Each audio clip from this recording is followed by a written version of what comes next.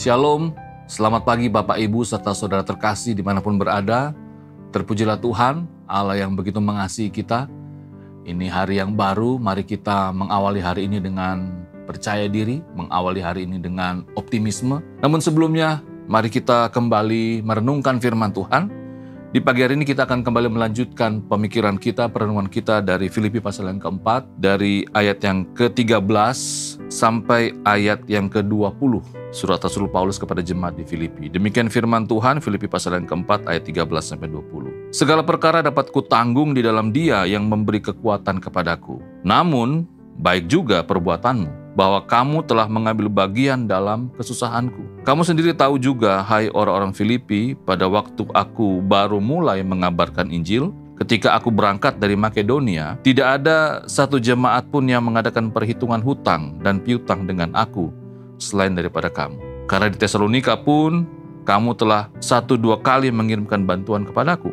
Tetapi yang kuutamakan bukanlah pemberian itu, melainkan buahnya yang makin memperbesar keuntunganmu. Kini aku telah menerima semua yang perlu daripadamu. Malah lebih daripada itu, aku berkelimpahan, karena aku telah menerima kirimanmu dari Epafroditus, suatu persembahan yang harum, suatu korban yang disukai dan yang berkenan kepada Allah. Allahku akan memenuhi segala keperluanmu menurut kekayaan dan kemuliaannya dalam Yesus Kristus. Dimuliakanlah Allah dan Bapa kita selama-lamanya. Amin. Demikian bacaan firman Tuhan. Kembali kita diajak di pagi hari ini, Bapak Ibu Saudara terkasih, untuk belajar dari jemaat di Filipi. Di perenungan kita sebelumnya, kita belajar bagaimana Rasul Paulus mengajak kita untuk selalu berkata cukup dan juga bersyukur untuk setiap berkat yang Tuhan sudah berikan kepada kita. Dan jemaat di Filipi menjadi teladan.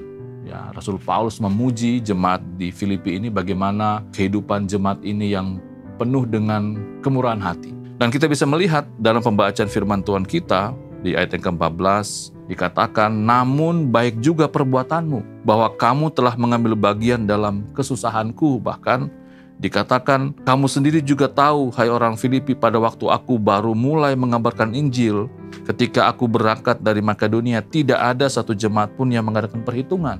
Luar biasa. Jadi jemaat ini adalah jemaat yang penuh dengan kasih. Tetapi yang Rasul Paulus mau jemaat Filipi ketahui adalah, ini bukan soal berapa yang mereka beri, berapa yang mereka sumbangkan kepada Rasul Paulus, tetapi menekankan di ayat yang ke-17. Tetapi yang kuutamakan bukanlah pemberian itu, bukan bendanya, bukan barangnya, bukan berapa nominalnya, melainkan buahnya yang makin memperbesar keuntunganmu. Yaitu bicara tentang ada ucapan syukur di sana, imannya semakin kuat, semakin diteguhkan, mereka belajar banyak hal dalam memberi. Suatu ketika saat saya dan anak saya Gamaliel, kami diberikan 2 bungkus nasi lele.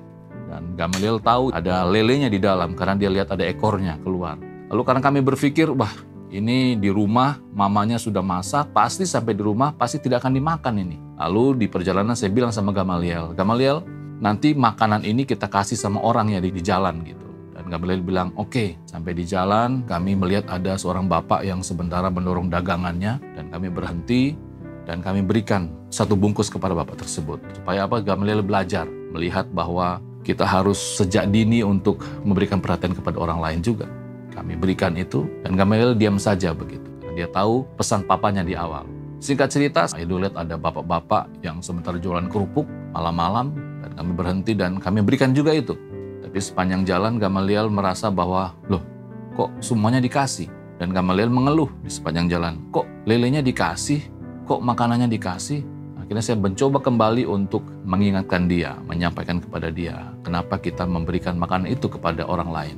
Dari ilustrasi ini jadi contoh ini kita kembali belajar. Memang mungkin dalam konteks kita sebagai orang percaya, mungkin kita tidak mengerti mengapa kita harus berbagi kepada sesama. Mungkin kita hanya sekedar ikut-ikutan saja. Tapi intinya bahwa kita mau belajar bahwa bukan soal apa yang kita beri, tetapi dari semua yang kita beri itu kita mau dapat belajar sesuatu. Ya, bahwa nama Tuhan dipermuliakan di dalam setiap apa yang kita kerjakan. Dalam hal ini adalah dalam hal memberi, belajar memberi. Ya, kiranya firman Tuhan di pagi hari ini kembali dapat mendorong kita, mengingatkan kita bahwa mari kita sebagai orang percaya, bagian dari rasa cukup kita adalah kita belajar untuk memberi, berbagi kepada sesama kita.